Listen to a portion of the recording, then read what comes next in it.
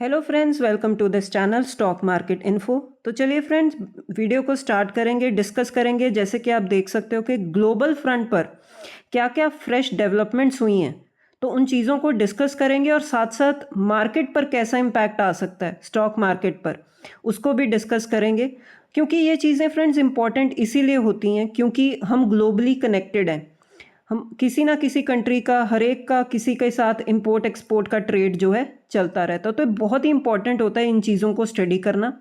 साथ साथ फ्रेंड्स, जब ग्लोबल फ्रंट की बात आती है तो सबके दिमाग में यही एक चीज़ आती है कि मिडल ईस्ट, क्योंकि यही एक जो है रिसेंटली जो है टॉपिक चल रहा है, जो मतलब पॉइंट ऑफ डिस्कशन बना हुआ है कि शायद से मिडल ईस्ट में कुछ हुआ है, यही हम डिस्कस करेंगे।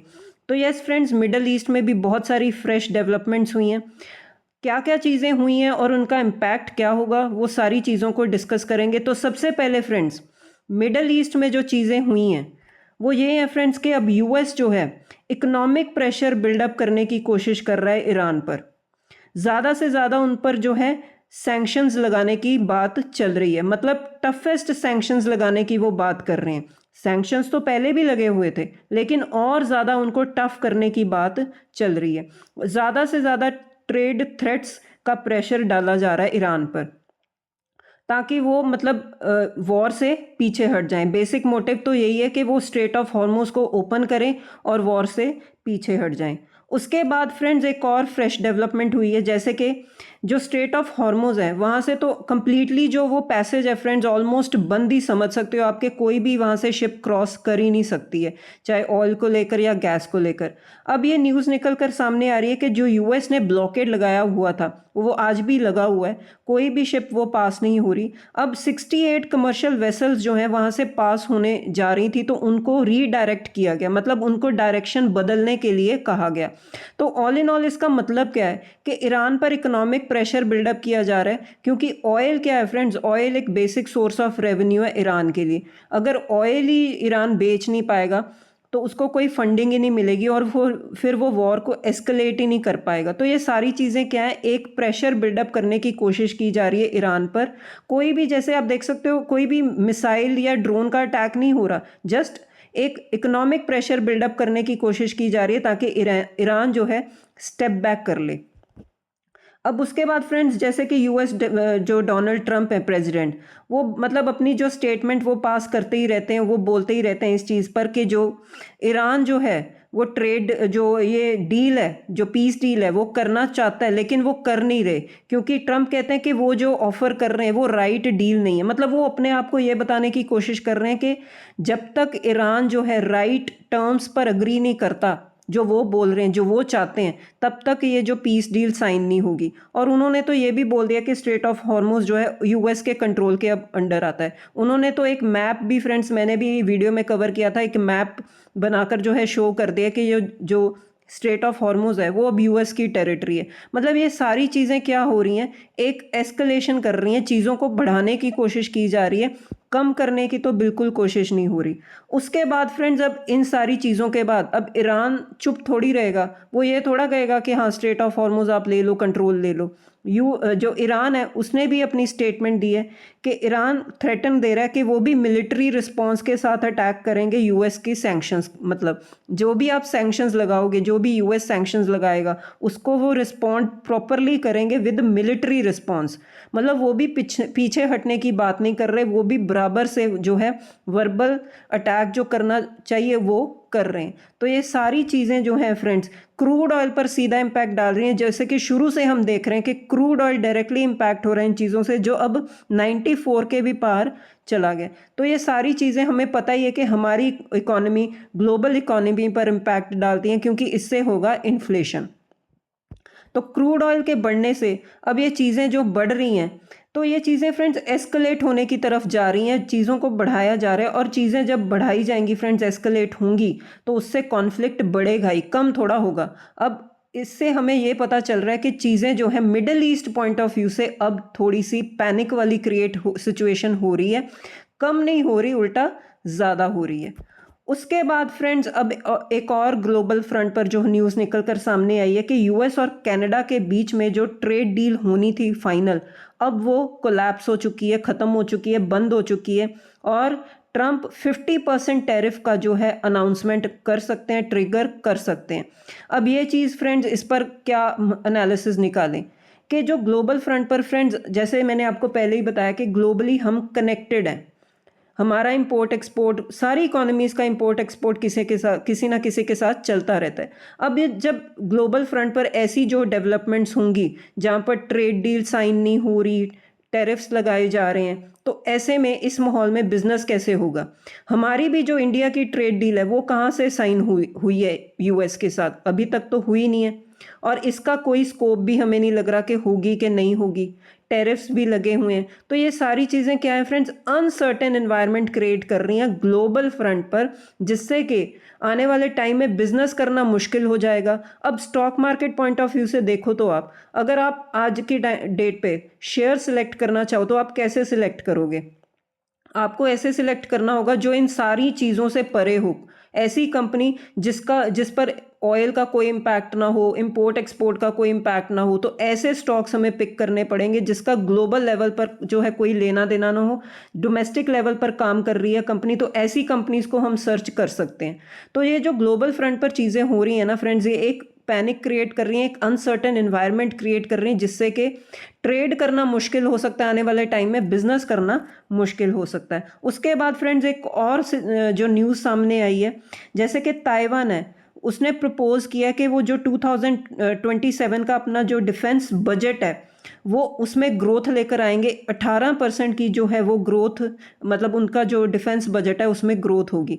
अब आप बोलोगे कि इसमें क्या नई चीज़ है, या डिफेंस बजट तो हम भी पास करते हैं, हम भी बजट एलोकेट करते हैं और हर साल हम बजट को बढ़ाते ही हैं। तो फ्रेंड्स ये इंपॉर्टेंट पता है क्यों हो जाता है? क्योंकि ताइवान और चाइना, इन दोनों कंट्रीज़ के बीच में ना इश्यूज हमेशा रहते ही रहते हैं। अगर डिफेंस बजट को ताइवान इंक्रीज कर रहा है तो सोचने वाली बात है कि चाइना के साथ कोई इशू तो नहीं हो गया। अगर इशू है या नहीं है तो हमें क्या फ़र्क पड़ता है? तो फ्रेंड्स फ़र्क पड़ता है, डायरेक्टली फ़र्क पड़ता है, क्योंकि ताइवान क्या है, सेमीकंडक्टर हब है फ्रेंड्स। इनकी एक कंपनी, जैसे हम बार बार डिस्कस करते हैं, टीएसएमसी, ठीक है ना, चिप मेकिंग में ये कंपनी नंबर 1 कंपनी है, और ग्लोबल लेवल पर जो है चिप्स का एक्सपोर्ट करते हैं ताइवान करता है। और ताइवान जो है मतलब एक्सपोर्ट में भी बहुत ज़्यादा आगे है, और सेमीकंडक्टर का जो पूरा इनका रेवेन्यू है, इनकी टोटल जीडीपी का 20% जो रेवेन्यू है ये इनको सेमीकंडक्टर से मिलता है। मतलब टोटल ग्लोबल लेवल पर जो एक्सपोर्ट करते हैं ये सेमीकंडक्टर चिप्स, 40% तक का जो है एक्सपोर्ट इनका ताइवान से सेमीकंडक्टर चिप्स के थ्रू होता है। तो आप सोच सकते हो कि ताइवान एक बहुत बड़ी कंट्री है, एक सेमीकंडक्टर चिप्स का हब है।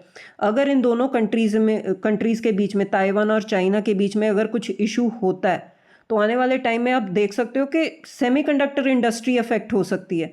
अब जैसे ईरान और अमेरिका के बीच में वॉर हुई तो हम सोचेंगे हमें क्या फ़र्क पड़ता है? फ़र्क पड़ा ना फ्रेंड्स, क्रूड ऑयल की वजह से फ़र्क पड़ा। क्रूड ऑयल इम्पैक्ट हुआ, ग्लोबल लेवल पर इकोनॉमीज इम्पैक्ट हो गई। और अगर चाइना और ताइवान के बीच में इशू हुआ तो सेमीकंडक्टर इंडस्ट्री इफेक्ट होगी। तो ये सारी चीज़ें क्या मतलब चीज़ें हम मतलब डायरेक्टली इसको अगर एसोसिएट करें, ठीक है, या इनडायरेक्टली, तो हमें पता क्या चल रहा है कि अगर चाइना और ताइवान में अगर कुछ इशू होता है तो उससे सेमीकंडक्टर इंडस्ट्री इफेक्ट होगी, और हम बहुत बड़े इंपोर्टर हैं अभी भी सेमीकंडक्टर चिप्स के। और तभी फ्रेंड्स हमारी कंट्री सेल्फ रिलायंट बनना चाहती है इस फील्ड में, तभी वो सेमीकंडक्टर मिशन लेकर आए थे 1.0 2.0, हमारी गवर्नमेंट लेकर आई थी। तो ये सारी चीज़ें मतलब हमें हिंट दे रही हैं कि कोई ना कोई इशू अगर होगा तो ये चीज़ें ना और ही लेवल पर जा सकती हैं। तो अगर ताइवान ने इतना बजट बूस्ट किया तो ये एक सिग्नल दे रहा है। अब देखेंगे फ्रेंड्स आगे आने वाले टाइम में इशू है नहीं है, लेकिन इशू नहीं होना चाहिए, लेकिन अगर हुआ तो ये सब चीज़ें हो सकती हैं। उसके बाद फ्रेंड्स इस हफ्ते जो है मतलब ये जो हफ्ता आएगा ट्रेडिंग वीक, उसमें एनवीडिया के आप रिजल्ट्स देखोगे तो एनवीडिया के रिजल्ट्स हैं, और एनवीडिया को कोई इंट्रोडक्शन की ज़रूरत नहीं है। एआई में बहुत बड़ा प्रोग्रेस इन्होंने किया है, बहुत बड़ी इन्वेस्टमेंट की है, इन्वेस्टमेंट चल भी रही हैं आगे आने वाले टाइम में, तो एनवीडिया के रिजल्ट्स जो हैं एआई फ्रंट पर स्टडी करने ज़रूरी होंगे। और हमारी कंट्री में फ्रेंड्स नेटवेब टेक्नोलॉजीज़, इसको आप फोकस में रख के चल सकते हो, क्योंकि जब इनके रिजल्ट्स आएंगे तो डायरेक्टली इस पर इम्पैक्ट आ सकता है, क्योंकि इन दोनों एनवीडिया का और नेटवेब टेक्नोलॉजीज़ का टाई अप है, पार्टनरशिप है। तो इसके चलते आप नेटवेब टेक्नोलॉजीज़ को फोकस में रख के चल सकते हो। लास्ट में जाते जाते फ्रेंड्स बॉन्ड यील्ड, इसको स्टडी करना बहुत ज़्यादा इंपॉर्टेंट है, क्योंकि इस हफ्ते में बॉन्ड यील्ड में बहुत ज़्यादा फ्लक्चुएशन थी। अगर मैं आपको चार्ट दिखा दूं तो पिछले एक हफ्ते का आप चार्ट देख सकते हो, कितनी ज़्यादा वॉलीटिलिटी है, अप्स एंड डाउन्स हैं। और पिछले एक महीने का भी आज चार्ट पैटर्न देख लो, अप्स एंड डाउन्स है, ऊपर नीचे जा रही है। अब अगर बॉन्ड यील्ड इतनी ज़्यादा फ्लक्चुएट होगी तो इसका डायरेक्ट कनेक्शन बनता है फ्रेंड्स इक्विटी मार्केट के साथ, क्योंकि अगर बॉन्ड यील्ड्स हायर साइड पर जाएंगी तो इक्विटी मार्केट में आ जाएगा पैनिक, क्योंकि बॉन्ड यील्ड्स का बढ़ना मतलब इन्वेस्टर्स जो हैं सेफर एसेट क्लास पर इन्वेस्ट कर रहे हैं, उनको मार्केट्स में, इक्विटी मार्केट्स में इंटरेस्ट नहीं है, क्योंकि इन्फ्लेशन बढ़ने का डर पैदा हो रहा है। इन्फ्लेशन बढ़ेगा तो रेट हाइक आने के चांसेस बढ़ जाते हैं। तो ये सारी चीज़ें क्या कर रही हैं, एक अनसर्टेन एनवायरनमेंट क्रिएट कर रही हैं इक्विटी मार्केट के लिए। तो बॉन्ड यील्ड्स का इतना फ्लक्चुएट होना कोई अच्छी बात नहीं होती है। तो ये सारी चीज़ें आप देख सकते हो एक महीने में बॉन्ड यील्ड्स का क्या हाल है। और अगर मैं फ्रेंड्स आपको नॉलेज पर्पस के लिए लॉन्ग टर्म का चार्ट पैटर्न दिखा दूं बॉन्ड यील्ड्स का, तो आप देख सकते हो 1987 से पहले बॉन्ड यील्ड्स ने एक हायर लेवल टच किया था, उसके बाद लगातार गिरावट ही रही है बॉन्ड यील्ड्स में। अब जाकर फ्रेंड्स 2020 के बाद थोड़ा सा हायर साइड पर बॉन्ड यील्ड्स जा रहे हैं। इसका मतलब क्या है कि अनसर्टेन एनवायरनमेंट, पैनिक क्रिएट हो रहा है इक्विटी मार्केट के लिए, तो इसीलिए लोग सेफर एसेट क्लास में इन्वेस्ट कर रहे हैं। तो इसका डायरेक्ट इम्पैक्ट फ्रेंड्स हमारी करेंसी पर आता है। क्यों, मैं आपको बता देती हूँ। जैसे कि अगर बॉन्ड यील्ड्स बढ़ेंगे तो इसका मतलब ये है कि इकोनॉमी में इन्फ्लेशन आने का पैनिक हो रहा है। अगर इन्फ्लेशन आएगा तो उससे क्या होता है, सेंट्रल बैंक्स करते हैं रेट हाइक। अगर रेट हाइक करेंगे तो उसका डायरेक्ट इम्पैक्ट किस पर आता है, बैंकिंग सेक्टर पर एंड करेंसी पर। तो इसीलिए आप देख सकते हो हमारी करेंसी, आप रुपी की जो चार्ट देख लो पिछले 5 दिन का, कितना ज़्यादा वॉलेटाइल है, अप्स एंड डाउन्स। जैसे बॉन्ड मार्केट में आप देख रहे हो वैसे करेंसी चार्ट आप देख लो रुपी का, तो वैसे ही चल रहा है। तो ये सारी चीज़ें जो होती हैं हमारी करेंसी पर इम्पैक्ट डालेंगी। अगर इक्विटी मार्केट जो है वॉलेटाइल रहेगी तो बॉन्ड यील्ड्स हायर साइड पर ही आप देखोगे। तो ये सारी चीज़ें हैं फ्रेंड्स ग्लोबल फ्रंट पर जो डेवलपमेंट्स, फ्रेश डेवलपमेंट्स हुई हैं और जिसका हम इम्पैक्ट ग्लोबल मार्केट पर, स्टॉक मार्केट्स पर देख सकते हैं। तो ठीक है फ्रेंड्स, वीडियो में इतना ही। अब मिलते हैं नेक्स्ट वीडियो में। Till then bye bye.